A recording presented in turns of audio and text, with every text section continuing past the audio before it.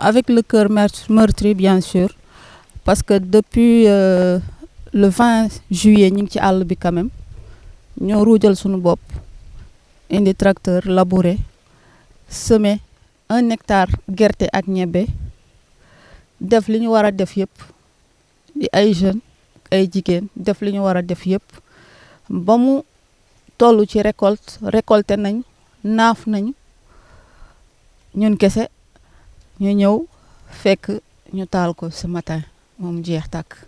liggéey bésum lëmm la ñaari nit kese liggéey ko de 9h à 17h mu metti woon ndax gerte gi dafa meññ te diisoon na waaye ñu def ko quand même donc bi ñu paree di xaar comme fan yi naaj amul ñuy xaar gerte gi gën a wow ñu mën koo bàcc jëri ko ñu nekk ci surveillance bu metti nag fan yi ndax yàq bi ci àll bi la ñuy moytu donc fajar la ñuy ñëw ba fii la ñuy jullee timis ñuy doog a ñibbi donc jusqu'à plusieurs reprises dina am ñoo xamante ni dinañ ñëw ak seen i nag pour bëgg ruur dañ leen di dàq bu ñu ñëwee fekk ñu dagg ñag bi ñuy xëy defaraat ko sans tambour ni trompette mais xam naa ne surveillance bu accrue boobu moo leen jaaxal ñu xëy tey ñëw fekk ñu taal ñu lépp.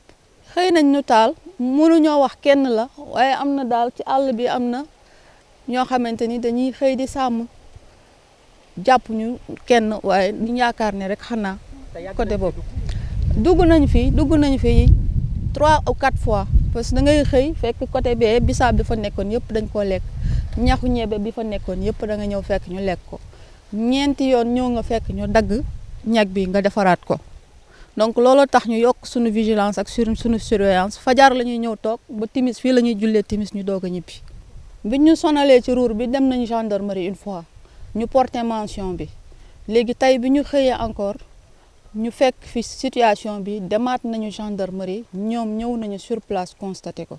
mbay mi metti na entrepreneuriat metti na ngay dem sur fonds propre ak sa doole di ànd ak ay jeunes yu mel nii di ànd ak say doom yi nekk vacances ñu jàppale la ba nga toll fii nii nga war a bénéficier wu ci sa ñaq nga ñëw fekk ñu yàqal la ko dañu ñaan rek lépp leer loolu rek la ñu ñaan. ki ko def bëgg naa ñu jàpp si ba lépp leer ki ko def ñu sanctionné ko mu ñëw dédommagé wala en tout cas na lépp leer daal. avec le cœur meurtri vraiment très meurtri parce que tout le monde sait ce que c'est qu'entreprendre en agriculture c'est très dur quand on le fait sur fonds propres c'est encore plus dur donc depuis la fin du mois de juillet on est sous le soleil on a bravé le soleil on a bravé la pluie on a travaillé très dur pour avoir une récolte pareille. Et sincèrement, on a eu une très belle récolte. On a eu du foin, on a eu de l'arachide. Donc on est arrivé ce matin, on a trouvé toute notre récolte en feu. Pour mettre en tas, parce qu'on a déjà récolté, il fallait attendre que ça sèche au soleil. Et tout le monde sait que ces jours-ci, le soleil n'est pas très brillant. Donc hier, on a mis ça en tas, toute la journée de 9h à 17h. Et aujourd'hui, on se retrouve avec un tas en fumée. Je n'accuserai personne. Mais quand même, il y a des bergers qui sont dans la brousse, aux alentours. À chaque fois, ils entrent dans le champ, on chasse le bétail. Maintenant, on a porté une mention au niveau de la gendarmerie de Fandène. Et depuis 3 jours, quand même, c'est bizarre, on n'a vu personne. Ça veut dire que c'est prémédité. Et aujourd'hui, ce matin, on se retrouve dans cette situation-là.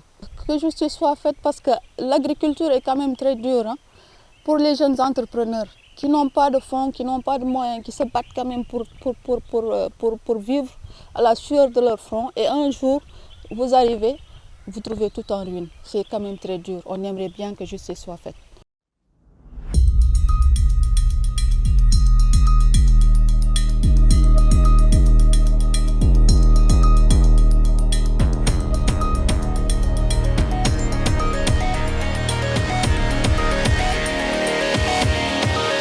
Wow.